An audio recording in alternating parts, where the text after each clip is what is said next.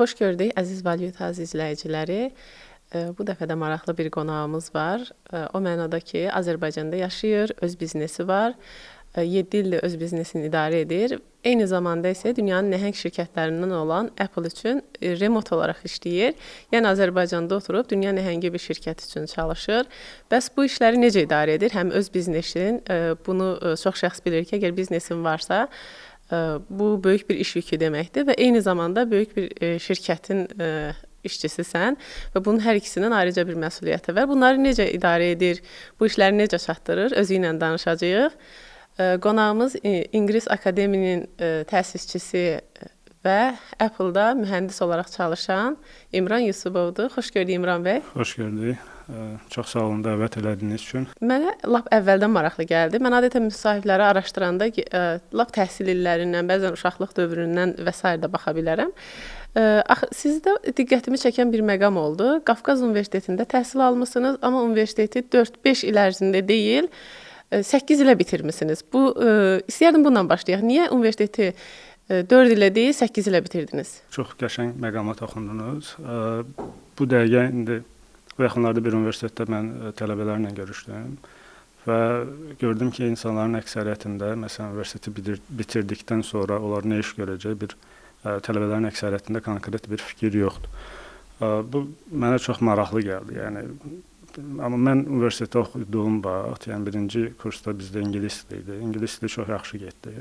İkinci kursda artıq oxuyanda mən gördüm ki, mənim burada həqiqətən də öyrəndiyim fənlər, yəni bir neçəsi xaric, mənə real həyatda heç bir uğur qazandırmayacaq. Yəni, bütün o komponentləri bir yerə qoyanda məndə bir fikir formalaşmırdı ki, məsələn, falan öyrəndiyimiz fən mənə necə bir fayda verəcək. Və ondan sonra çalışdım real iş həyatına atılım və əsas istəklərimdən biri o idi ki, Amerikaya köçüm və Azərbaycana qayıtmayım. Əksər Azərbaycan tələbəsinin arzusu bəli. Onun üçün bir müddət Azpetrol şirkətində çalışdım, başqa şirkətlərdə çalışdım, müəyyən bir büdcə formalaşdırdı və 2007-8-ci ildə artıq mən getdim Amerikaya. Work and Travel şirkətinə və burada qayıtmaq niyyətim yox idi qətiyyən. Work and Travel üçün lazım olan məbləği Azpetrolda və s. işləyərək yığdınız? Bəli. Yəni çox da rahat olmayıb. Yəni heç bir şey bugün baxanda bəlkə də çox insan fikirləşir ki, hər şey rahat olub, yəni çətin olub. Yəni tələbəlik vaxtlarım çox belə çətin bir formada keçib. Məsələn, kompüter mühəndisliyi tələbəsi idim, amma kompüterim yox idi. Yəni belə bir vəziyyət idi. Məsələn, Amerikaya getdim, qayıtmaq niyyəti ilə yox, bir dəfəlik orada qalmaq niyyəti ilə. Amma Amerikada gördüm ki, yəni mənim Work and Travel'da işlədiyim iş bu iş deyil. Mən gərək sahəm üzrə özümü puxtalaşdırım və elə gəlim Amerikaya. Və orada da olduğum vaxtı University of South Florida var idi. Onların qəşəng kitabxanası var idi. Bütün gün orada kitab oxuyurdum. Elə oldu ki, orada bir proqramçı ilə tanış olduq. O da Bank of America'da işləyirdi. O mənə bir task verdi. Və mən fikirləşdim ki, qayıdım Azərbaycana, ən azı burada xərclər azdır və növbəti illərdə də bütün fikrim həmən taskı eləmək və onun nəticəni göstərmək üzərində oldu və belə oldu. Universitetin bütün fənləri qaldı qıraqda. Elə oldu, lakin bunun sonra mənə çox pozitiv, müsbət bir nəticəsi oldu. Yəni artıq 4-cü kursda, yəni mən Amerikaya gələndə 3-cü kurs idim, amma 1-ci, 2-ci kurslar qiymətlərim normal idi. 4-cü kursda ümumiyyətlə mən universitetlə heç bir şey oxumurdum, yəni. 4-cü kursda artıq mən Sinam şirkətində software engineer kimi başladım və bizim artıq yəni Mərkəzi Bankda bir layihəmiz var idi. Orada da əsas rol oynuyordum. Yəni əsas o sayədə ölkədə mütəxəssislər yox idi də. Yəni məni göndərmişlər təlimlərə. Amerika şirkətinin EMC şirkəti var idi. Orada 7-8 dənə təlimdə oldum, bütün sertifikatlarını aldım və bir növ o sahəni ən yaxşı bilən mütəxəssislərdən biri halına gəldim. Onda da ümumiyyətlə fokusum artıq o şirkətdə idi, o işi görməkdə idi. Universitetə qayıtmaq niyyətim belə yox idi, yəni. Bəs necə oldu ki, bu sahəni öyrəndiniz və şirkətlərdə çünki dediniz ki, həm məqsədiniz 1-2-ci kursu yaxşı oxusanız da, sonrakı dövrdə dediniz artıq universitetə o qədər də çox diqqət ayırmırdınız. Bəs bu peşəni harda öyrəndiniz? Əsas rol oynayan məsələlərdən biri həmin o Amerikada tanış olduğum software engineer onun verdiyi tapşırıq oldu. Qalan əsas məsələ self-study oldu bütün elədiyim işlərin əksəriyyətində. Hə, indi universitet həyatı tamamilə faydasız oldu deməzdim. Bir çox yaxşı connectionlar qurduq. Bir çox valuable, yəni müəllimlərimiz var idi. Məsələn, Etibar müəllimi, Etibar Seyidzadə mənim üçün, yəni təkcə mənim üçün universitetdə olan ümumiyyətlə Azərbaycan gəncləri üçün çox böyük fayda verən insanlardan biridir. Amma belə bir şey gördük ki, bu universitet müəllimlərinin əksəriyyətinin real iş təcrübəsi yoxdur deyinə. Sanki onların təlimləri daha çox nəzəriyyəyə əsaslanırdı və biz onu beynimizdə canlandıra bilmirdik ki, bu nəzəri bilik bizə nə verəcək. Amma bizə məsələn Kamran Ağayev var idi, Kamran müəllim. O gəldi, bir il təlim verdi. Sonra Ramin Orucov var idi, o Java üzrə təlim verdi. Sonra Vurğun müəllim var idi, şəbəkə üzrə. Düzdür, mən orada olmamışam. Onlar bizə təlim verəndə bir il bütün qrup, yəni bir qrup getdi şəbəkəçi oldu. Növbəti il hamısı database admin oldu. Hansı ki adamlar Kamran müəllim gəlməsəydi, onların heç bir fikri yox idi ki, nə olacaqlar. Sonra Ramin müəllim gəldi, bir parti proqramçılar, Javaçılar formalaşdı. Biz onda gördük ki, yəni o işin içindən gələn mütəxəssisin verdiyi, onunla elə bir söhbət eləmək belə qat-qat daha çox value verir, bir vizyon formalaşır ki, biz məsələn bunu öyrənib nə edə bilərik. Bu connectionlar çox fayda verdi universitetdə. Amma dediyim kimi də, yəni təlim, tədrisin böyük əksəriyyəti elə bir fayda vermədi. Yəni bir 30% faydalıdır, qalan hissəsi elə də bir faydası yoxdur. Sadəcə qiymət alıb diplom almaq xatirinə keçirilən dərslər. Bəs kompüter mühəndisliyini seçməyinizlə bağlı istəyirəm danışaq. Çünki dediniz ki, kompüteriniz olmayıb. Bəs kompüter olmayan şəxs kompüter mühəndisliyi ixtisasını necə seçmişdi? Orada tamamilə bir təsadüf olub. Yəni mən Araz kursunda oxudum. O məktəbdən sonra Araz kursu çox böyük belə wow bir şey formalaşdırdı bizdəki. Yəni həqiqətən də orada təhsil yaxşı idi. Mənim üçün yəni çox belə pozitiv bir xatirədir Araz kursundakı təcrübə və avtomatik olaraq davamlı olaraq istədim ki, Qafqaz Universitetində oxuyum. Qafqaz Universitetində də bütün fənlər ingilis dilində idi. Mən də ingilis dili bilmirdim. Qalırdı bir opsiya, kompüter mühəndisliğində ingilis dili tələb olunmurdu və mən oranı seçdim. Baxmayaraq ki, sonra düzdür TOEFL falan aldım. 100-108 falan TOEFL nəticəm var. Amma əsas seçməkdə səbəb bu olubdu. Yəni bəs ilk kompüterinizi necə aldınız? Dediyim kimi ilk kompüter work and travel'dı. Mən müəyyən bir pul qazanmışdım. Oradan bir hardasa ona yaxında kompüter gətirdim Azərbaycana, onları satdım. Satdınız? Oradan bir dənəsi özümə qaldı. Bu mənim üçün artıq bir success story-dir da. Kompüterim var, internet var, task var, konkret hədəf var və oturub bütün günü 24 saat demək olardı ki, yəni gecə səhərə kimi ayaq qalırdım və o taskı eləyirdim. Bir tərəfdən də maraq olmalıdır ki, yəni sizə sahə maraqlı olmalıdır ki, siz onunla məşğul ola biləsiniz. Əks halda maraqlı olmasa səhərə kimi heç kim ayaq qala bilməz. Yəni ki, təsadüfən gəlsəniz də bu sahəyə, amma artıq marağınız olduğu üçün o gecə səhərə qədər vaxt ayıra bilirsiniz. Bir də riyaziyyata falan çox marağım var idi. Bu sahədə riyaziyyatla bağlı olduğunu bilirdim. Yəni konkret nə edirlər, kompüter mühəndisi nə edir? Bir fikrimiz yox idi. Dediniz ki, hətta Amerikaya getdiyiniz dövrdə work and travel-la dediniz orada düşünmüsünüz ki, yəni mən öz sahəm üzrə işləməliyəm. Azərbaycanda da yəni sahənizdən kənar işlərdə olsanız da pul qazanmaq məqsədli, amma 4-cü kursda sahənizlə bağlı işlərə başlayırsınız. 4-cü kursda bəli, sahəmlə. Bəs bu işi tapmağınız necə oldu? Ümumiyyətlə çox axtardınızmı ilk iş dönəmini? Çox maraqlı oldu. Mənim bir tələbə yoldaşım var idi. O getdi, o işi tapdı. Mən də fikirləşdim ki, yəni CV göndərirdim, cavab gəlmirdi bir çox şirkətdən. Mən də biraz özümə lazım olandan artıq güvənirdim ki, mən hər şeyi bilirəm falan filan. Dostumu gətirəndə mən də fikirləşdim ki, gedim bu şirkətlə danışım ki, mən niyə götürmürsünüz də? Yəni kind of belə bir istoriyası oldu, yəni. Getdim, onlar şirkətə getdim. Orada da direktorla məni görüşdürdülər. O da CV-mə baxdı ki, mən demək olar hər şeyi yazmışam da. Heç bir universitetdə tədris olunmur. Bugünün tələbi olan texnologiyalar falan. O da soruşdu ki, çox təəccüblə ki, sən həqiqətən bunları bilirsən. Dedim, hə də bilməsən bunları niyə yazıram ora? Nəsə intervyu elədilər. İntervyudan bir 3 saatlıq intervyu oldu. Daha çox biraz Texniki? bəli, texniki intervyu oldu və sonra intervyu eləyən oğlanla da dostlaşdıq. Elə oldu ki, sonra başladıq, yəni. Sonra daha öncə CV göndərmişdiniz? Xeyr, xeyr, elə CV-mi əlimdə götürdüm. Çünki CV göndərirdim, cavab gəlmirdi. Mən də fikirləşdim ki, onda bir yolu var ki, mən elə gedim şirkətə görüm, niyə mənə cavab vermirlər də. Yəni çox vaxt HR-a göndərir, o itirib atır da, HR texniki olmadığına görə bəzi şeyləri görmür. Düşündüm, belə bir məsələ var. Hər bir, necə deyim, variantı yoxladıq ki, niyə bizə geri dönüş olmur da, yəni belə rahat olmayıb. Bir də bir məsələ var. Məsələn, tələbələr adətən işdən, təhsildən nə vaxt uzaqlaşmağa başlayırlar? Məsələn, sizdə də o görünür ki, 4-cü kursda iş həyatına başlayandan sonra artıq universitet arxa plana keçir. Tələbələr çox qazandıqları dövrdə artıq görür ki, kifayət qədərdən də artıq qazanır. Onda universiteti arxa plana ata bilir. Siz nə qədər qazanırdınız? Əslində o vaxt üçün ilkin olaraq 1200 manat hardasa qazanırdım. O vaxt çünki çox yaxşı məbləğ idi. 4-cü kursda baxmayaraq ki, yəni bəlkə də müəllimlərimin əksəriyyəti o qədər əmək haqqı almırdı. Növbəti kursda artıq 3000-ə yaxın maaş aldım. O Azərbaycanda o vaxt çox az yerdə o qədər əmək haqqı verilirdi. Yəni bir tələbə üçün çox yaxşı məbləğ idi. Və ona görə fikirləşirdim ki, yəni mən gedib universiteti bitirsəm, diplom alsam belə bu şans mənim əlimə düşməyəcək. Ona görə universitet qaldı ikinci qıraq planda. Heç qurtarmaq niyyətim də yox idi.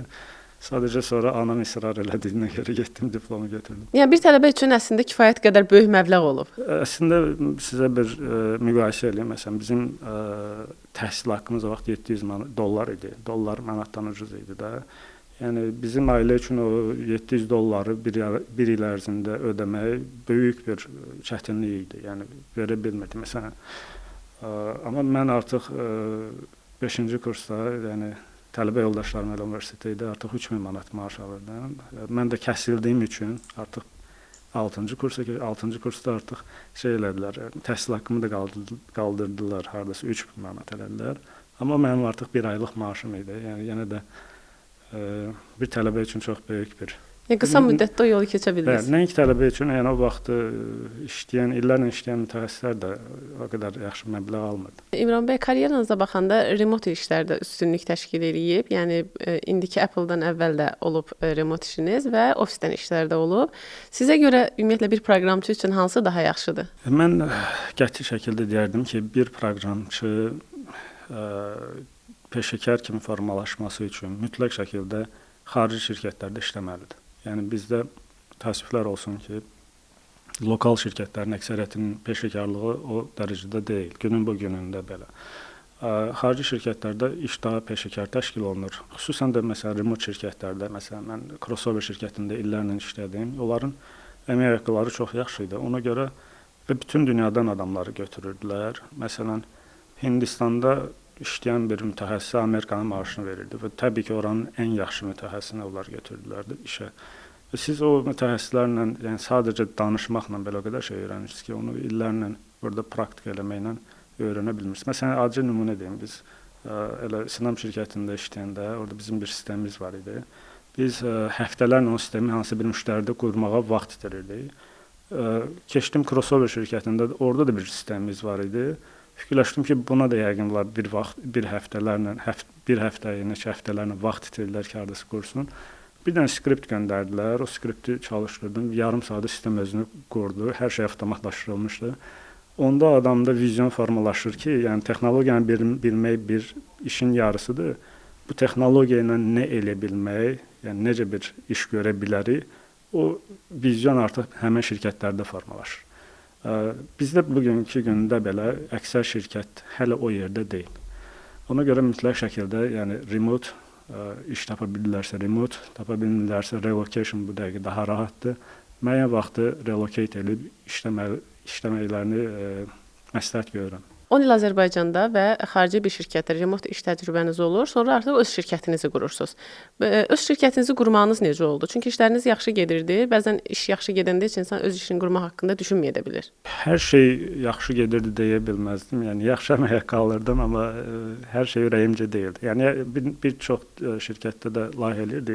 Öz komandam da var idi artıq. Yəni 5-ci kursda sadəcə mən işləyirdim yox. Bir dənə də 10 nəfərə yaxın komandam var idi. Onlarla bir yerdə bu işləri eləyirdik. 4-cü kursda artıq yəni bir rəhbər vəzifədə idiniz bir şirkətdə. Çox gülməli çıxacaq. 4-cü kursda mən arxitektor idim. Yəni düzdür heç bir təcrübəm yoxdur. Sadəcə belə deyək, EMC şirkətinin bir sertifikasiya imtahanları var idi. Bir neçə stepli, addımlıq. Mən də gedib hamısını almışdım. Ən axırıncısı da EMC Technology Architect idi. Almışdım və fikirləşirdim ki, mən hər şeyi bilirəm. Düzdür, mənə bir çox yerdə çox böyük confidence verdi. Çox özümdən lazım olandan daha çox əmin danışırdım. O da insanlarda bir əminlik və mənə qarşı bir confidence yaradırdı. Bunun bir faydası oldu. Və həmin vaxtı mən həm də öz işçilərimə təlim vermişdim. Onlar bir neçəsi sertifikat almaq istəyirdi, kəsilirdilər, eləyirdilər. 1-3 aylıq təlim verdim. Və gördüm ki, bu iş mənə maraqlı gəlir. Onlar da mənə dedilər ki, sən ümumiyyətlə bu işdən çıxıb təlim sektorunda özünə bir təlim mərkəzi açmalısan. Lakin mən fikirləşdim ki, mənim təcrübəm sadəcə lokaldan yetərlidir. Özümdən əmin deyildim. Baxmayaraq ki, biz lokalda işlər görürdük. Düşünürdüm ki, elədiyimiz işlər hamısı peşəkar səviyyədə deyil. Hələ tezdir, yəni təlim mərkəzi açmaq üçün. Bəli. Və çox fikirləşdim, bunu necə eləyəcəyik, nətər olacaq və s. və axır. Ta ki 2017-ci ildə mən 15-ci ildə artıq mən Crossover şirkətində işə başladım. O da qlobal şirkətdir. Əvvəl software engineer kimi, daha sonra chief software architect kimi keçdim. 3 level, birdən-birə maaşım, yəni bir gecəyə 3 dəfə artdı. Yəni belə bir onların polisiləri var idi. Və orada çox ciddi təcrübə əldə elədim və Crossover şirkətində belə bir şey var idi. Mapləri var idi, xəritələri göstərirdi ki, hansı ölkədən kim, hansı pozisyonda işləyir, neçə nəfər işləyir və s. Azərbaycandan bir 3-4 nəfər var idi. Chief Software Architect bir dənə mən idim.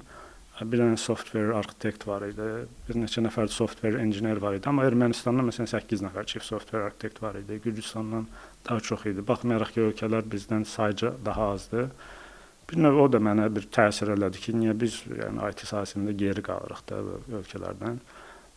Və istədik ki, consulting şirkət açaq və consulting şirkəti də açdıq. Bir çox şirkətə consulting vermək istədik ki, onların orada öyrənilən təcrübəni Azərbaycana gətirək. Bir çox yerə getdi, yəni biraz ciddi baxmadılar. Yəni bizdə adətən consulting deyəndə adamlar fikirləşirlər ki, McKinsey, nə bilim, EY kimi böyük bir şirkət olmalıdır, o gəlməlidir. Yəni bizə bir neçə mühəndisə ciddi baxmadılar. Lakin həmin consulting vermək istədiyimiz şirkətlərin öz işçilərində bir pozitiv impression yarada bildik. Onlar bizə dedilər ki, şirkəti boş verin, bizə prosta təlim verin, o təcrübəni bizlə paylaşın. Elə oldu, fikirləşdik ki, belə bir ideya əvvəl də var idi. Bir birləşdirək, ilk qrupu formalaşdırdıq. Hardasa bir 15-ə yaxın adam gəldi ilk qrupa və başladıq elə təlimə. Sonra yavaş-yavaş fikirləşdik ki, bunu elə biznesə çevirək. Biznes qurduq. Yəni təxminən ilk dövrlər başladınız. İlk dövrdə təlim sahəsində şirkət qurmaq üçün əslində çox böyük maliyyə lazım olmaya da bilər. Nə qədər maliyyə ilə başladınız? Lap birinci təlimimiz olub online. Yəni heç bir maliyyə yox idi orada. Daha sonra fikirləşdik ki, sadəcə online olmasın, lokal bazarda biz yerimiz olsun. Əsas maliyyə xərclərimiz çıxırdı ofisə. Və indi fikirləşirik ki, yəni orada bizim biznesdən bir anlayışımız olmayıb. Yəni əsas pulumuz çıxırdı ofisə, hansı ki əsas pulumuz çıxmalı idi marketinqə. Hardasa bir 6 ay biz fəaliyyət göstərdik və sözün açığı heç bir gəlirimiz yox idi. Yəni xərclərimiz gəlirlərimizi üstələyirdi. Mən sadəcə bir prinsip məsələsi idi ki, bu işə başlamışamsa tutuzduracam da. Sonra elə oldu ki, biz 2 nəfər mühəndis başlamışdıq. Mustafa Aslanov idi, bir də mən idim. Mustafa Aslanov Dubaydadır. Bizim həqiqətən də işdən anlayışımız yox idi. Daha sonra biz bir nəfər də mənim qrup yoldaşım var idi, Ruslan Ramazanov. O da gəldi bizim komandamıza qoşuldu. Onun artıq illərlə bu sahədə təcrübəsi var idi. Onun həqiqətən də işi bilməyi bizə imkan verdi ki, həm ondan öyrənək, həm də onun sayəsində gəldi. Bugün ciddi bir şirkət formasına gəldi, çıxdıq. 6 ay sonra belə bir şey oldu. Pandemiya düşdü. Ofis bağlandı, ofis xərclərimiz yox, hamı keçdi onlaynla. Pandemiya o vaxt çox biznesləri əslində bu cür Pandemiya biznesləri təsir batırdı, etdi. bütün biznesləri batırdı. Amma biz pandemiyadan sonra böyük bir şirkət kimi çıxdıq. Niyə? Çünki hamı getdi evə, eləməyə heç bir iş yoxdur. O vaxt remote işlər də artıq yavaş-yavaş trend olmağa başlamışdı. Bir çox adam da bilirdi ki, mən remote işləyirəm.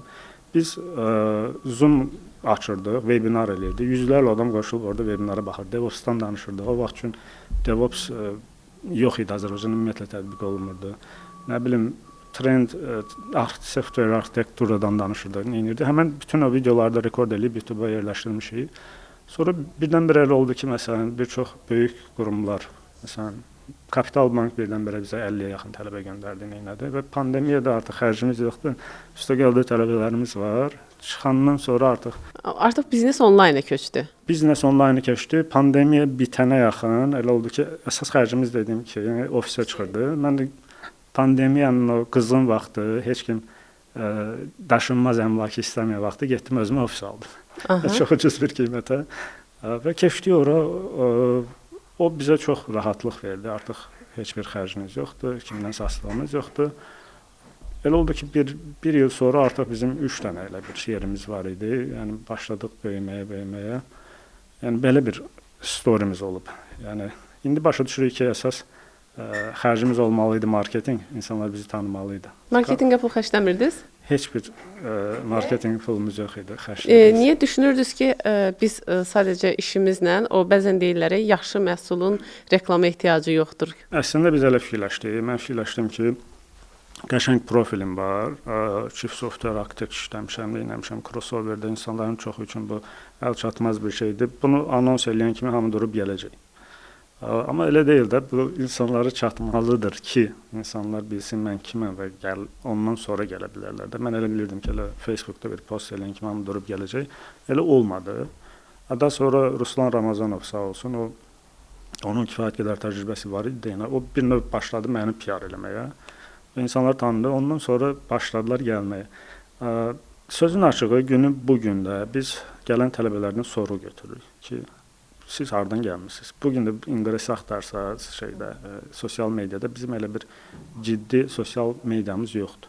Instagrama baxsaz postlar o qədər də ciddi deyil. O sorunu götürürük 70+% friend recommendation. Dostumuz məsləhət görüb ki, bura gəlir. Yəni müştəri gətirib. Bu əslində çox yaxşıdır, həm də bizdə çox böyük məsuliyyət yaradır ki, insanlarda bir verdiyimiz məhsuldan razı qalıblar. Amma bu keyfiyyəti saxlaya bilməyi çox çətindir. Sadəcə bizdən asılıdır. Bizim, məsələn, elə biləcəyimiz bir çox işlər var. Çalışırıq ki, ən yaxşı müəllimi tapıb gətirək. Amma sadəcə ən yaxşı müəllimlə məsələ bitmir. Nəzarət edirik bütün tapşırıqları, bütün o syllabusun istəyirik ki, günümüzün tələbi nədir, ona uyğun olsun. Bütün bunları nəzarət edirik. Amma məsələn, tələbə özü də tənbəllik eləyəndə biz artıq bir şey eləyə bilmirik. İndi gələn bütün tələbələr oxuyurmu? Yəni, bəzən elə olur ki, oxumurlar və onlar success story-yə çevrilmir. Amma bununla belə bizim kifayət qədər çox success story-miz var. Əminliklə deyə bilərəm ki, bugün Kapital Bank, Beynəlxalq Bank, bütün dövlət qurumlarında çox yaxşı pozisyonda, texniki pozisyonlarda çalışan yüzlərlə tələbəmiz var. IT kurslarında qiymətlər çox da aşağı olmur və bura pul verib gələn gənc ya bir şəxs niyə oxumur? Çox qəşəng bir sualdır. Mənim bir dənə qrupum olub. Yəni adamlara dərs verdim və adamlar çox belə zəif performans göstərirdi. Mən də həmişə deyirdim ki, mən sizə diplom verməyəcəm. Mən sizə nə bilim, bəzi kurslar yalandan vəd verir ki, sizə işi düzəldəcək. Belə bir dünya yoxdur. Bazar iqtisadiyyatıdır. Yəni bizim üzərimizə düşən yaxşı təlim verməkdir. İş olacaq, tapılacaq, tapılmayacaq. Bu iqtisadiyyat bəlirləyir də ki, iqtisadiyyat hansı istiqamətdə gedəcək, nəyə tələb olacaq. Tələb olanda da onsuz da həmişə dünya belədir ki, bir iş yeri var, 10 dənə ora müraciət edən var. Yəni 10 nəfərdən biri oranı tuta bilər. Biz də çalışırıq ki, o tutan adam bizim olsun, ona maksimum, yəni bilik verək ki, o gedib o 10 nəfərin arasında seçilə bilsin. Amma indi elə tələbələr də var ki, o ödəniş eləyir, sanki düşünürlər ki, təlimə gəldi, kursa gəldi, bunlar gedib iş tapacaqlar. Belə bir qrupum da olub, o qrupa görə mən öz təlimlərimi neçə il saxladım və o qrupu dağıtdım ki, mən sizi də success story görmürəm. Siz bura vaxt keçirməyə gəlirsiniz. Bilmirəm, bu biraz yanlış düşüncəmi deyim, necə deyim, yəni Bəlkə düşünürlər ki, sadəcə kursa gedəcəm, öyrənəcəm. bu o deyil. Yəni universitetə gedəcəm, diplom alacağam və iş verəcəklər, belə bir dünya yoxdur. Bugünkü gündə sahənin ən yaxşısı olmalısınız ki, siz iş tapa biləsiniz. Yəni reallıqda, yəni sən də özündə işləməlisən. Mütləq şəkildə və biz ən yaxşı təlimçiləri, yəni bu sahə təlimçi dediyimiz, yəni bu sahədə ən azı 4-5 elə müəllimlərimiz var ki, onların 10 il IT üzrə təcrübələri var, 10 plus il. Və biz bu adamları gətiririk ki, onların təcrübəsindən faydalanaq. Onlar bizə həqiqətən də, bizim tələbələrə həqiqətən də işdə nə tələb olunur, o tapşırıqları versin. Onların praktik təcrübələri formalaşsın. Kompüter mühəndisliyi 90% praktikadan ibarətdir. Burada nəzəri biliklər o qədər də rol oynamır. Nəzəri hər şeyi bilə bilərsiniz. Nəticədə bizdən tələb olunur ki, ortaya məhsul qoyaq. Nəzəri bilikləri tətbiq edin. Tətbiq eləmək üçün praktika lazımdır. Praktika yoxdursa, bu bizə bir fayda vermir. Və bizim bu təlim mərkəzlərinin bugün verə biləcəyi əsas iş praktikadır. Niyə? Bugün şirkətlər juniorla əlləşmək istəmir. Şirkət deyir ki, mənə hazır adam göndər. Hazır adam da hansısa bir iş yerində formalaşmalı. Yəni belə bir paradoks vardır. Şirkət istəyir ki, hər şeyi bilən adam gəlsin. Adam da öyrənmək üçün işə girməlidir ki, öyrənsin. Və bu insanlar harda öyrənməlidir? Bax, biz bu gəpi, yəni bu boşluğu doldurmağa çalışırıq ki, o şirkətdəki ən yaxşı mütəxəssis gəlsin, onlara o təcrübəni versin, tapşırıqlar, real iş mühitində necə iş görürlər, o tapşırıqları, real tapşırıqları versin ki, yetişmiş bir adamı verək şirkətə, o şirkət də onu götürsün. Bizim əsas təlim mərkəzlərinin bugün verə biləcəyi budur və İnqres bu dəqiqə əsas onun üzərində fokuslanıb. Əsas IT üzərindədir də sizin tədris. Əsasən IT-dir və bura bizim müştəri bazamız juniorlar deyil. Məsələn, tələbələr çox azdır bizdə, yəni universitet tələbələri. Əksəriyyət şirkətlərdə olan mütəxəssislərdən, hansı ki, onların 3 il, 5 il, 2 il, nə bilim, təcrübələri var. Ellər var ki, 10 il təcrübələri var. Onlar gəlirlər, upskilling deyirlər. Bugün dünya çox tez-tez dəyişir. Yəni əvvəl məsələn bir ildə bir böyük dəyişiklik, yəni dəyişiklik bir neçə ildə olurdusa, indi hər gün bir dəyişiklik olur. Hər gün bir süni intellektlə bağlı bir şey çıxır və insanlar bununla necəsə ayaqlaşmağa məcburdular. Bunun ən yaxşı yollarından biri odur ki, bu sahədə təcrübəsi olan mütəxəssislərlə əlaqədə olasınız, communication yaradasınız və biz çalışırıq ki, bunu təmin edək ki, insanlar gəlsinlər, upskilling edəsinlər. Çünki şirkətdə onun öz işləri var, öz taskları var, öz backlogu var. Onu çatdırmaq hədəflənir və onun kifayət qədər vaxtı qalmır ki, getsin, işin qırağında oxusun. Elə bilərmi? Bəli, research elə bilər, daha çox vaxt itirəcəklər, amma təlimə gələndə daha sürətli şəkildə bir konkret hədəflər var, konkret syllabus var. Onlar bunu daha sürətli şəkildə əldə edə bilirlər. Ona görə adətən şirkətlər bizi seçir. Yəni bayaq qeyd etdiyiniz kimi də şirkətlərdə daha böyük şirkətlər var müştərilərinizin arasında. Azərbaycanda bütün banklarla bizim əməkdaşlığımız olub, bu gün də var. Bütün dövlət qurumları ilə böyük qurumlarla, xüsusən Müdafiə Nazirliyi falan kimi. Bugün artıq IT sahəsi, mən bunu öyrənim, gedim iş tapım sahəsi deyil. Bu artıq bir növ ölüm dirim məsələsidir. Yəni bir ölkənin sağ qala bilməsi üçün onun güclü IT mütəxəssislərinə ehtiyacı var. IT-ni hamı bilməlidir. Ən azından məsələn bugün tutaq ki, süni intellekt o qədər güclənib ki, biz hər hansı bir linkə klik edib bank hesabımızdakı pulumuzu itirə bilərik də. Bu bütün cəmiyyət artıq maariflənməlidir ki, dünya hansı istiqamətdə gedir. Yəni bu belə bir deyim var, siz siyasətlə maraqlanmaya bilərsiniz, siyasət sizlə maraqlanacaq. Biz süni intellektlə, AI ilə, nə bilim, hackinglə maraqlanmaya bilməyə bilərik, amma onlar bizlə maraqlanacaq. Ona görə biz məcburuq artıq. Məcburuq, ölkə olaraq bizim xəbərimiz olmalıdır ki, ümumiyyətlə bizim bank hesabımızdan pul necə oğurlana bilər, nəyi səhv eləməliyik, ümumiyyətlə sadə şeylər tutaq ki, şəbəkə nədir, o necə işləyir, ən azı bir əsgərin tutaq ki, IT bilikləri olmalıdır ki, məsələn, əvvəl o şans verirdilər, sürücüyə tutaq ki, imkan verirdilər ki, getsin, sürücü olsun əsgərlikdə. Bugün o şans verilməlidir, kimsə IT sahəsindədirsə, getsin IT sahəsində işləsin. Çünki o bütün müharibə bu günləri texnologiya üzərində aparılır və texnologiyadan başa texnologiyanı işlədə bilmək üçün də IT-ni bilmək lazımdır. İndi o IT-ni yaxşı bilən əsgərləri aparıb məsələn orada sadəcə başqa sahələrə qoymaq bu bizim üçün pozitiv deyil. Yəni nə qədər çox bilən adam olsa bizim hər tərəfli ölkə olaraq inkişafımıza gətirib çıxara bilər. İndi bu bank kartları ilə bağlı məsələ toxundunuz. Məsələn, bir şəxsin bank kartından pul oğurlanırsa, bu onun IT biliyinin yetərli olmadığını, texnologiyadan istifadə bacarığının yetərli olmadığı deməkdirmi? Çünki məndə də bir dəfə oğurlanıb. Həmişə yox, mənim öz başıma da gəlib. Yəni bir çox halda çox bilən adamlar daha çox tələyə düşür. Bəli. Amma ən azından bizdə adətən şey olur, o deyir, maraq pişi öldürdü söhbəti var. Maraq eləyirik ki, görəsən bunun axırında nə olacaq. Amma böyük ehtimal, məsələn də, tutaq ki, saytda görürsünüz ki, tutaq ki, sosial mediada paylaşıblar ki, ABB bankın, nə bilim, filan illiyi də hamıya pul paylayırlar. Yəni, biz necə buna inana bilək? Yəni, niyə inanaq? Amma inanan varmı? Minlərlə adam inanır buna və həqiqətən onların hesabından pul oğurlanır. Yəni, bu biliklə bağlıdırmı? Deyərdim, %100 bəli. Yəni, bir insan fikirləşməlidir ki, niyə bank bizə boş-boşuna pul versin? Və bu social engineering deyir də. Yəni, ətəklərin əksəriyyəti insan faktoruna görə olur. İnsan aldanır ki, belə bir şey var, orada biz pul qazanacağıq. O daxildə də ola bilər, xaricdə də ola bilər. Və o aldanır. Bizim bütün qurduğumuz o security sistem ki var, red team var, blue team var falan. Bir insanın bir linkə klik eləməsi ilə o hacker artıq bankın daxilindədir və yaxud da ki, şirkətin daxilindədir. Bütün o pozulmuş olur. Bu məcburuq ki, xüsusən daxildəki insanların o IT skillləri yüksək olsun və eyni zamanda xaricdə olanların da. Və bunun üçün düz daxildə mütəmadi olaraq təlim keçirilir. Amma bu ölkə daxilində də olmalı, maarifləndirmə olmalıdır ki, insanlar aldanmasın belə şeylərə. Deməli, dediniz ki, tələbələriniz əslində yeni başlayanlar yox, özünü inkişaf elətdirmək istəyən şəxslər də çoxu. Bəs onların nəticələrini izləyirsinizmi? Məsələn, tutaq ki, hansısa bir səviyyədədir, o sizin kursa gəldi, təlim mərkəzində deyək ki, hansısa bir kurs aldı və sonra onda nə dəyişdi? Yəni, bu nəticələr izlənilirmi?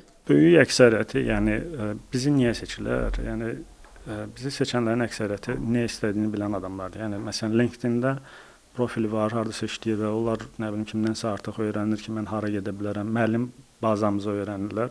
O adamların əksəriyyəti nə istədiyini bilirlər və bir çoxunu izləyirik. Bir çoxunu da izləməyə ehtiyac olmur, çünki adam o adamla işləmək daha rahatdır, o nə istədiyini bilən adamdır. Belə кейslər var, məsələn, konkret keys çəkə bilərəm ki, bir dənə tələbəm olub, Tofiq Mikayılzadə, Beynəlxalq Bankda kredit sahəsi üzrə mütəxəssis idi. Sadəcə adamın marağı var idi ki, IT-yə gəlsin. Elə mənim ilk tələbələrimdən biri olub. Gəldi təlimə bir 3 ay sonra birdən-birə adam başladı ki, hər şeyi sanki bilirmiş kimi birdən-birə yəni çox sürətli öyrənməyə başladı. Və bir ildən sonra getdi, keçdi, vəzifəsini dəyişdi, IT-yə keçdi. Və bu dəqiqə Beynəlxalq Bankda chapter lead, tech lead belə bir pozisyonda olmalıdır. Həm də bizdə dərs deyir. Belə success storyləri en qədərdir. Yəni, məsələn, hansısa bankda junior idi, keçdi o bir banka senior kimi və mid kimi en qədərdir belə storylər. Çalışırıq bir çoxunu izləyək və paylaşaq. Bizim bir karyer səhifəmiz var orada.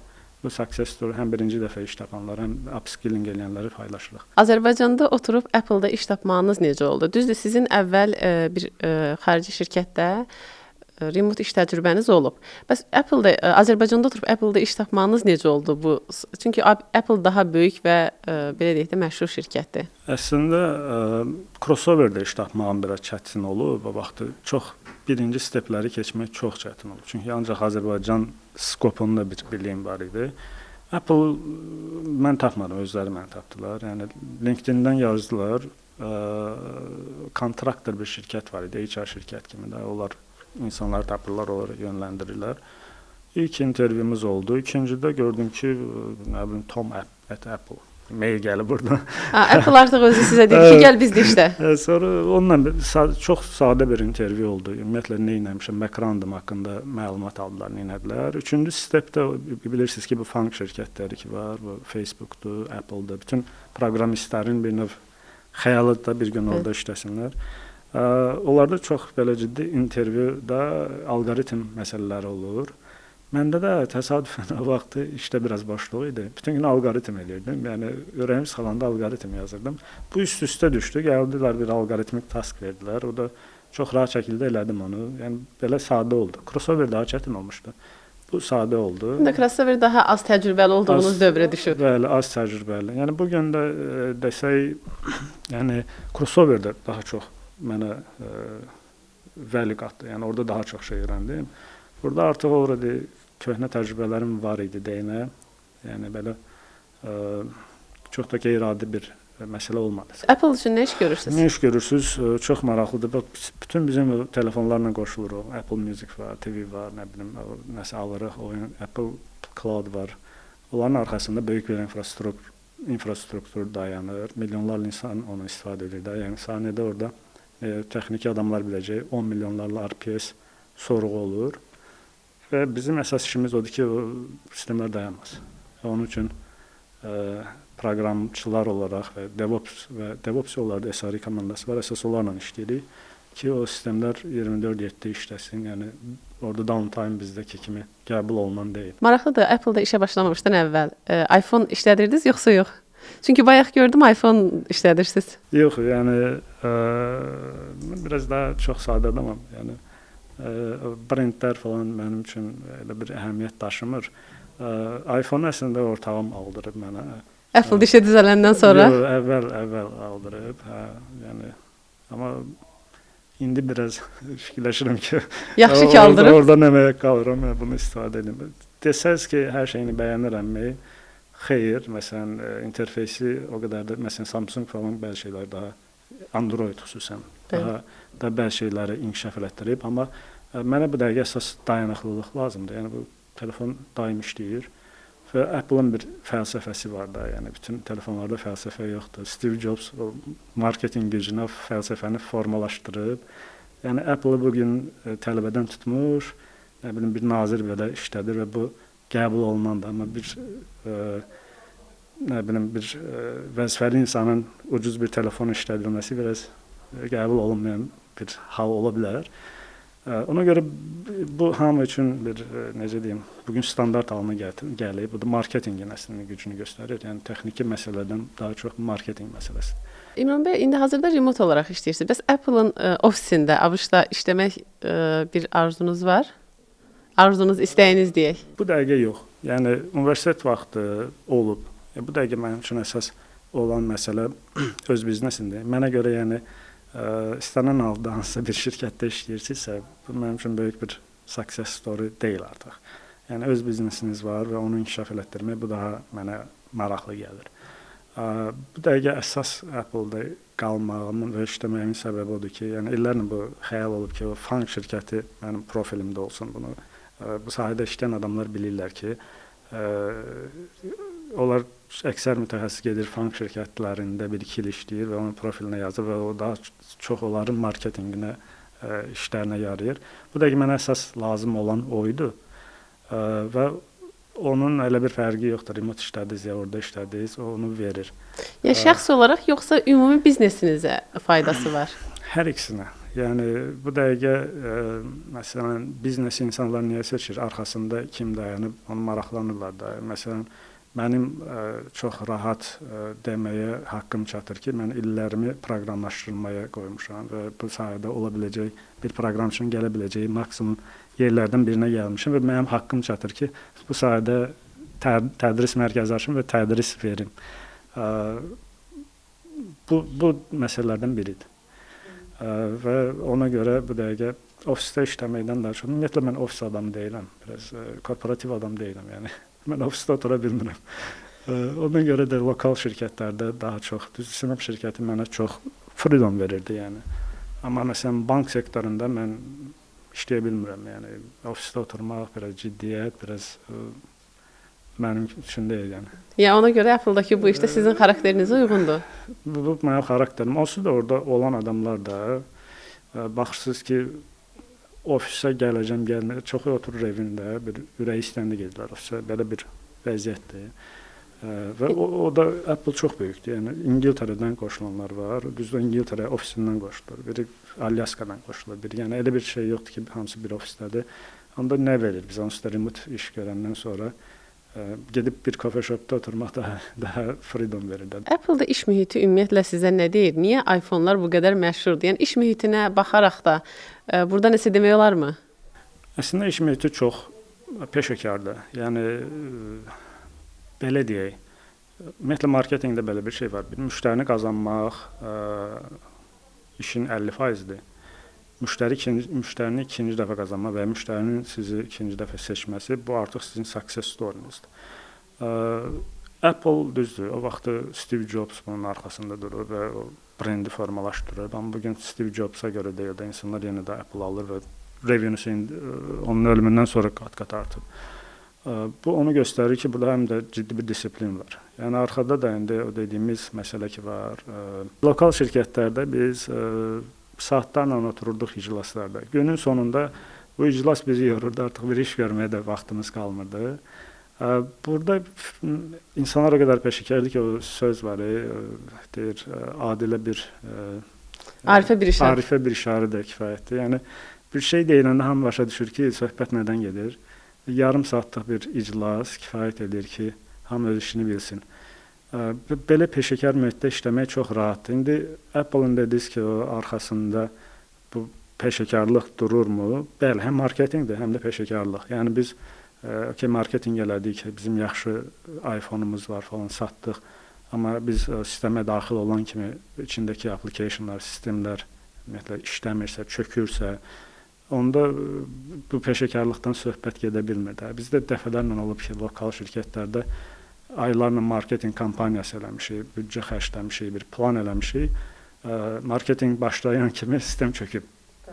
Marketinq olub reklam olub anti-reklam. Yəni ümumiyyətlə uğurlu biznesdə hər iki tərəf olmalıdır. Həm marketinq, həm də ki arxasında peşəkarlıq və yaxşı sistemlərin işləməsi. Apple-da bunların ikisi də var. Çox qəşəng bacarırlar. Yəni 10 milyon request per second onu handle eləmək, o qədər sorğuya cavab verə bilmək, bu çox böyük peşəkarlıq tələb edir. IT sahəsində çalışan bir çox şəxs var ki, onlar da istəyir ki, Apple-da remote olaraq işləsinlər. Yəni Azərbaycanda otursunlar, amma Apple və digər qlobal şirkətlərdə remote olaraq işləsinlər. Nə məsləhətiniz olardı? Nələrə diqqət eləsinlər? Çünki yox alanlar çoxdur. Hə, mən deyərdim ki, ümumiyyətlə bu mütləq şəkildə hər kəsin hədəfi olmalıdır bu sahədə olan. Niyə? Çünki hədəfini sadəcə Azərbaycandan da bir şirkətə gedib işləməkdirsə, bu sizin güclü mütəxəssis kimi formalaşmağınıza, peşəkar kimi formalaşmağınıza gətirib çıxartmayacaq. Yəni o hər ikisini görmək çox böyük fayda qatır insanlara. Düzdür, son zamanlar çox çətinləşir. Bir ara çox rahat idi. Məsələn bu pandemiya vaxtı hamı remote işləyirdi. Bütün şirkətlər remote hire edirdi.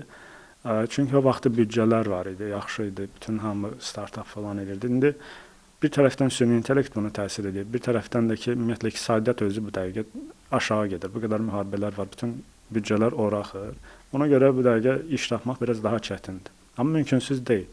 Mən nəyə məsləhət görərdim? Daima öz üzərlərində işləsinlər. Trend nədir? Məsələn, süni intellekt bugün insanlara çox böyük imkanlar yaradır. Məsələn, 10 il əvvəl və 10 il yox, bir il əvvəl böyük bir komanda ilə eləyə biləcəyimiz bir işi süni intellektlə bugün bir nəfər edə bilər. Yəni bir nəfər hətta edə bilər ki, getsin hansısa bir janrı hack eləsin. Bu qədər bizə imkanlar verir. Bu da həm şirkətlər qarşısında böyük bir məsuliyyət yaradır ki, yəni birincisi öz sistemlərini çox təkmilləşdirsinlər, həm də insanlar üçün böyük şanslar yaradır. Ona görə mən bu sahəyə başlayan gənclərə onu məsləhət görərdim ki, daim üzərlərində işləsinlər və konkret desək, məsələn, nə qədər süni intellekt gəlsə, nə qədər automation da olsa, bəzi biliklər heç vaxt dəyərini itirmir. Bunlardan biri alqoritm və data strukturlardır. Çünki bütün sistemlər də onun üzərində qurulub. Məsələn, heap stack deyə bir anlayış var proqramlaşdırmada. Bütün proqramlaşdırma dilləri onun üzərində qurulub. Bu fundamental şeyləri mütləq öyrənsinlər. Ondan sonra öyrənsinlər ki, bütün bu yenilikləri tətbiq edib necə bir value yarada bilər. Yəni məsələn bilmirəm kimsə demişdi ki, məzunların deyir hədəfi iş tapmaq olmalı deyil, biznes qurmaq olmalıdır. Düzdür, sosial mediada çox da yaxşı qarşılanmadı söz. Mən orada çox böyük həqiqət görürəm. Niyə? Sizin məqsədiniz sadəcə işə girmək olanda bu çox balaca bir hədəf olur.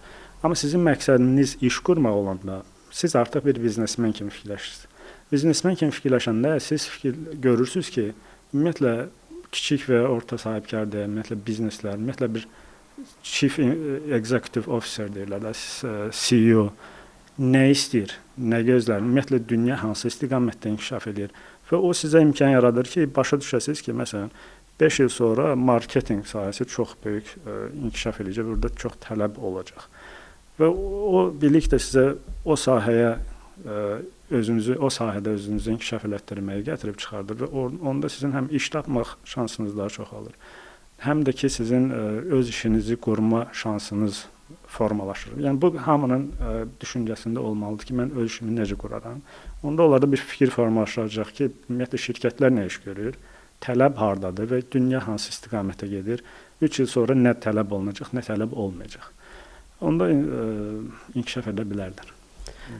Deməli, 7 ildir öz biznesiniz var. Bu şirkətdə rəhbər şəxsiniz və eyni zamanda Apple-da işçisiniz. Bu bir tərəfdə rəhbər, bir tərəfdə işçi olmaq bəzən problem yaratmır. Yəni burada tapşırığı sən verirsən, qəfil sənə kimsə tapşırıq verir. O çox böyük əslində problem yaradır. Robert Kiyosaki var, bu Varlı Ata, Kasıb Ata kitabını yazan adamdır. O deyir ki, nə vaxt ki siz getdiniz hansısa bir şirkətə işə girdiniz və oradan maaş aldınız, sizin düşüncəniz işçi düşüncəsidir. Bəli. Yəni employee mindset. Nə vaxt ki siz heç hardan maaş almırsınız, onu siz məcbursunuz ki, öz biznesinizi inkişaf etdirəsiniz ki, sağ qalasınız. Bu artıq biznes mindsetdir. Mən burada lokalda işləyəndə fikirləşirdim ki, buradan yaxşı maaş alıram falan filan, öz biznesimi də apararam, amma o elə ki ofisə gedib girirsiniz, o employee mindset istər-istəməz sizə employee kimi davranmağa və yəni employee dediyim işçi kimi davranmağa, işçi kimi danışmağa və işçi kimi səhvlər eləməyə səbəb olur. Amma Apple-da biraz vəziyyət fərqlidir. Birincisi mən ofisə getmirəm, remote-dur. Yəni kontraktoram da, onlara bir növ dediyimi onlara bir növ satıram. O dedikcə yəni yarım saat, 1 saat işləmək. Yəni as long as mən onlara tutaq ki stəkan satıram da. İndi bu product da mən onlara xidmət satıram. Yəni bir şey düzəldirəm, onlar da bundan happy-dir. Burada biraz mindset fərqlidir. Bir value tərəfi də var ki, bu peşəkar adamlarla orada olmaq, onların işlərini görmək, oradan bir value da Azərbaycana gətirirəm də. Sonunda biz Azərbaycana əsas nəyi satmaq istəyirik? Dünya təcrübəsini. Mən məcburam ki, həm orada işləyim, dünya təcrübəsindən up-to-date qalım. Həm də ki, onu çalışım, gətirim, bura çatdırım. Həm də mənə maraqlıdır da, yəni bu funk şirkətində, yəni Apple-da falan işləmək həmişə marağında olmuşam. İstəyirəm ona görə heç olmasa 1-2 il işləyim, sonra bəlkə çıxarım da, yəni. Yəni əslində maliyyə cəhətdən yanaşanda Apple-dakı işə ehtiyacınız yoxdur. Maliyyə cəhətdən xeyr. Yəni mən azca keçən beynəlxalq bankda işləyirdim. Oradan çıxdım, xeyli maliyyə itirdim. Yəni heç qısa bir zamanda bu tərəfdə bizim işlərimiz o qədər böyüdü ki, heç ümumiyyətlə o görsənmir də. Və bu dəqiqə onu daha, yəni öz biznesimi daha böyüdə bilərəm. Amma belə bir məsələ vardı. Bizim əsas rəqabət qabiliyyətimiz oradan gəlir ki, biz beynəlxalq təcrübəni bilirik. Xüsusən mən beynəlxalq təcrübəni bilirəm və istəyirəm ki, dünya hansı istiqamətdə gedir, o istiqamətdə up to date Azərbaycanca yeni qalım, yəni xəbərim olsun o istiqamətdən. Bu Apple mənə o imkanı verir. Çətin demək ikisini aparmaq, bəli. İndi gedəcəm, o işləri görəcəm, sonra şirkətin işləri var. Yəni bir çox adam bu dəqiqə gözləyir. Çətindirmi? Çətindir, amma hələ ki məncə dəyəri də var deyə. Bəli. Həm də ki Hələ ki cavanam, apara bilirəmsə, eləyim də ikisini. Son olaraq idarə etmədən istəyərdim danışaq. IT sahəsini idarə etmədən. Bayaq siz dediniz ki, yəni IT sahəsinin insanları ofisdə o 9-6 və s. belə sərt qaydaları sevmirlər. IT sahəsində bir şirkət quran bir şəxs nəyə diqqət eləməsə o şirkət getməz. Yəni idarə etmədən. Valla bizdə IT sahəsində ümumiyyətlə idarə etmə deyəndə hamının ağlına agile falan gəlir. Yəni agile koçlar var, onlar nəsə danışırlar falan filan, amma məsələ elə deyil. Məsələnin kökündə durur, yəni xüsusən texniki insanlar o vaxt digər insanların sözünə qulaq asır ki, onun qabağındakı insan ondan daha bilikli olsun və ya təcrübəli olsun. Burada biraz menecment işləmir IT sahəsində. Yəni siz hansı bir proqramçıya deyəcəksiniz ki, falan şey eləyin, onu biraz necə deyim, əmr şəklində desəz, oradan kompüterini bağlayacaq və işləməyəcək. Gedəcək başqa yerdə və yaxud da ki, elə orada bir kod yazacaq ki, biz aylarla ona vaxt verəcəyik ki, onun yazdığı kodu düzəldir. O olmayan yerdən o problem yarada bilir orada. Qabağına bir şey çıxıb, application'ın tutaq ki, release notes deyirlər.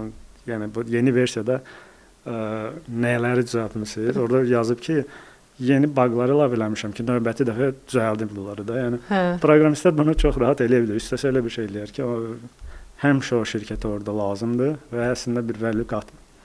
Ona görə bir növ biraz leadership lazımdır. Lider rolunda oynamalısınız ki, insanlar sizi həm məcburiyyətdən yox, follow eləsin ki, onlara bir value qatırsınız. Bunun da yollarından biri odur ki, sizin özünüzün yaxşı texniki skillləriniz olsun. Çox çətin məsələdir. Yəni ona görə siz də çalışırsınız ki, davamlı o yenilənmələrə uyğunlaşasınız. Çalışırıq ki, bir up-to-date yeni qalaq və bir yaxşı profilimiz olsun. Çünki burada geridə qalmaq çox rahatdır. 1 ay, 2 ay baxmayın bu sahəyə. İnanın ki, çox tez dəyişir və heç nədən artıq xəbəriniz olmayacaq. Xüsusən də bugün süni intellektdə o qədər şey var, heç kim onu axıra kimi izləyə bilmir. Hər kəs bir hissəsini artıq bilir. Mən özüm orada bir çox şeydə bu dəqiqə məlumatlı deyiləm. Baxmayaraq ki, hər gün oxuyuruq. Yəni sadəcə işləməklə bitmir.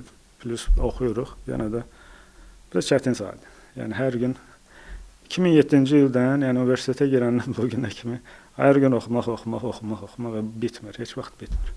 Hər sahədə yəqin ki, müəyyən qədər dəyişiklik gedir, amma texnologiya çox sürətli dəyişir deyə. Yəqin ki, bu da məsələn sizin işin artıq bir tərəfidir. Stomatoloqsuz 32 diş var da insan. Nə qədər dəyişiklik olsa da, yəni 32 dişdən o tərəfə keçmir.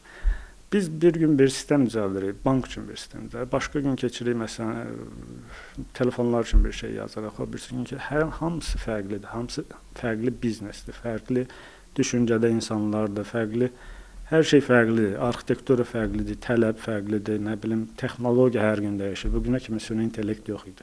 Süni intellekt olandan sonra, məsələn, bugünə kimi sistemləri biz bir formada formalaşdırırdıqsa, artıq sistemlərin içində bir düşünən beyin də olmalıdır. Bütün hər şey təzədən fikirləşməliyik ki, tamam, süni intellekt bunun harasında olacaq, bizə nə value verməsi üçün təzədən hər şeyi süni intellektlə düşünməliyik. İndiyə kimi bilən hər şeyi qoyub qırağa, təzədən bunu nə tələb edəcəyik düşünməliyik.